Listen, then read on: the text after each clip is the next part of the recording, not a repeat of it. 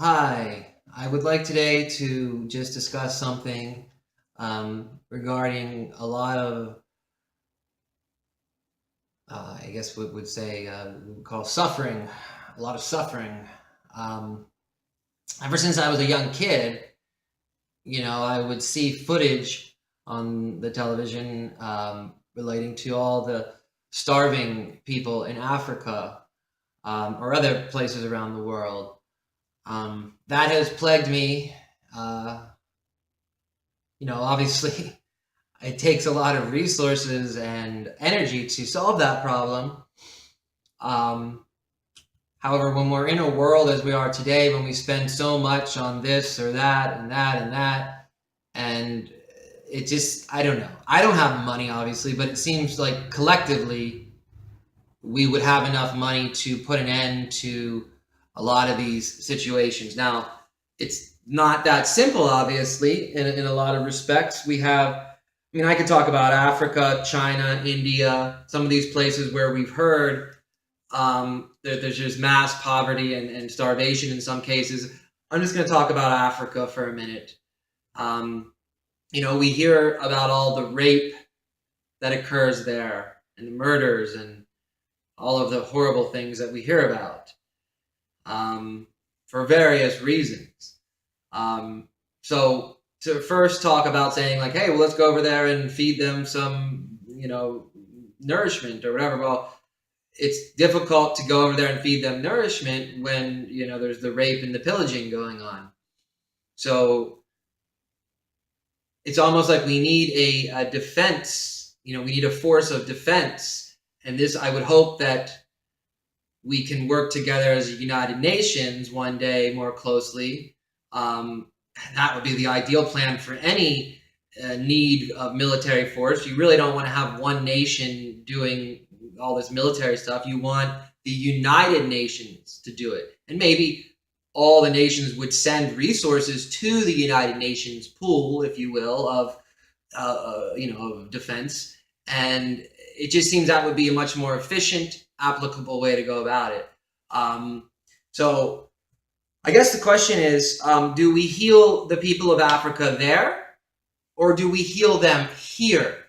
I mean, if you're going to tell me you're bringing Syrian refugees into America, why not bring all these African refugees? It doesn't make sense on some levels. You're going to take all these. I mean, I'm all for taking in refugees, going through the process and making sure we're not letting rapists in. I hate to say that, but it's horrible.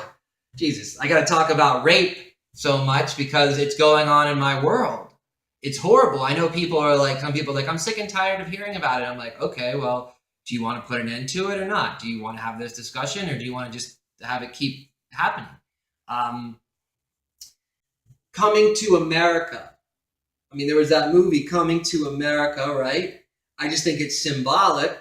And if we can keep that in mind, there's a vast amount of spaces and resources here in America where we can build new cities and bring all these people who are in dire situations. We can bring them from Africa. Tragically, in the past, people put chains and shackles on the African and brought them here as slaves. If you can't tell me that you think that we just don't owe the entire culture something more, then I don't know what to tell you, but I believe we owe. I owe. I was born in 1976, long after the slavery and all of that, but I believe that we owe this nation. If I'm going to be an American citizen, we owe. We owe things. I don't want anybody, getting up in arms when I'm talking about bringing immigrants in, when we're bringing them in to help them and heal them and in a beautiful, positive way. I believe that we have the private money to do this. So I'm not even talking about taking, for this particular task that I'm talking about, coming to America. I believe that we have the money to do this. It's frustrating that I live in a world where some people would think it's offensive that I'm talking about bringing people from Africa to heal them. So I would just ask that you don't get offended by that. Instead, you get excited about that. Now, the other option besides coming to America is we could go there and build new infrastructure and do great, wonderful things there as well. I'm an American citizen. I'm an American child. I grew up, I traveled the country. I see all the vast open land that we have here in America, the land of plenty. So I know that we can, I'm just saying, I'm just looking at from a logistical sense of, well, we won't have to worry as much about the pillaging and the raping if we bring them here and set up new cities out in Missouri or Nevada or wherever. I'm just stating those areas because I know there's a lot of open space. There's any number of states which have a lot of open space. And, you know, again, this is something that I know that the private money would be there if, as long as we can get this all cleared by, and it would be nice if the government, the people would say, okay, well, we'll cooperate and allow, you know, let's use these military planes and stuff to bring them here or whatever. And aircraft carriers or whatever, load up an aircraft carrier and bring, literally. I mean, that's what I like to see. I used to play with G.I. Joe toys when I was a kid, and, you know, weapons of war, but, you know, there's a lot to be said about that. I think I learned a lot from that. At the end of every television show in G.I. Joe, what did they say? They said, they had a little educational lesson, and then they said, knowing is half the battle. And I mean, I think today, if our real military could take that to mind, I think we'd have a better, stronger military. That's just my general statement on that.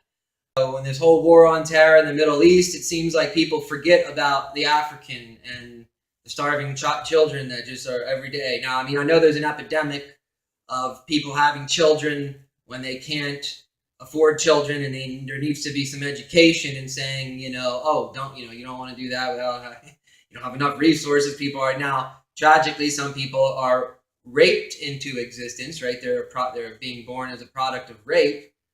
So that's all, you know, again, everything I'm talking about, we're here cleaning up. I'm just, you know, everything I'm telling you, if I can see this woman that I haven't been able to see since the year 2000, I believe all of this would already be on the road by now. We'd already, you know, would have made the network channels, and this would have already, and for all I know, I have to believe maybe some of it's already in the works. I don't know. I mean, on a massive level. Of course, I see the little tidbits of media that I see of so-and-so or so-and-so going over there and doing this and that. However, you know, I think there's just a lot more we could do collectively as a group when we're all on the same page, and it would make the society stronger and greater all across the board. I want to live in a world where, you know, we can just say that, you know, this is our society, this is our planet, this is our world economy, we are all loving and peaceful together. That's what I want to live in. And I believe we can attain that. And instead of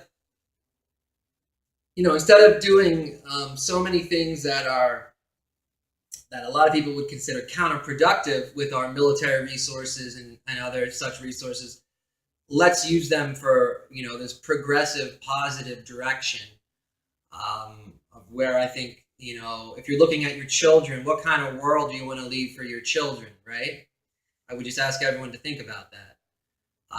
Again, for the bulk of this effort, this African relief effort, I'm just asking for the blessing of the people of America so that we can bring them here. I'm not even, as far as the large monetary aspects that we're going to use to build the infrastructure that we would need here. I will rely on private money for that. So, you know, maybe we'll just, you know,